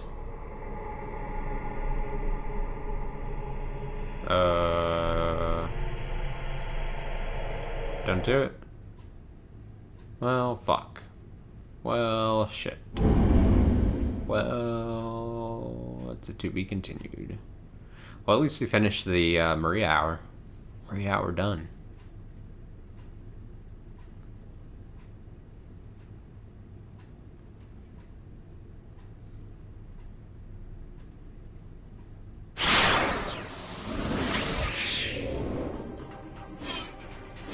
Oh, they changed her clothes in this thing too. Cool, cool, cool. Cool, cool, cool. So first she appears as the mascot, cat mascot, and yellow sweater top thing, and now her plaid thing. Great, great. So we haven't touched Kano. We haven't touched Asawa. And then Achi and Norikawa's stories are currently on Keep Out. This could probably be jumped into from Maria's story, where they had crossed paths here.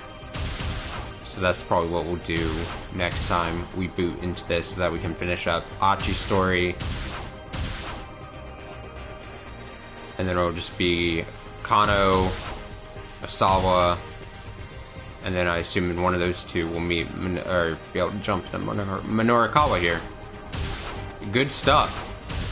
Forever intrigued, like I said. Like I've been saying, when I am sitting at work, if I ever think about this game, I'm always like, oh, where's this fucking game going? Like, it's the game that I'm constantly like, I'm just dying to know what's gonna happen next. It gives me the same thing of like how I felt when I was playing through like Virtue's Last Reward, especially, where I was just like, where's this game going? And then when I was not playing it, I was like, I'm thinking of all the different ways it could go. So you know you've got a good visual novel-esque mystery story, I think. Because I get the same vibes, just from a pure... Same vibes from just a pure, like, a bunch of characters. I like how the characters intertwine, and the plot is keeping me, leading me along constantly. It's good. Good little mini distraction after a full day of just depressing real-world stuff. But yeah, I'm going to exit for the night. I'll probably be back almost for sure, unless I get too sad. Tomorrow night we'll be back more Shibuya Scramble. Wednesday probably no stream. Thursday potentially no stream, and then Friday we'll be back. So, yeah. See you next time. Hope you have a nice rest of your night, and take care. See you later.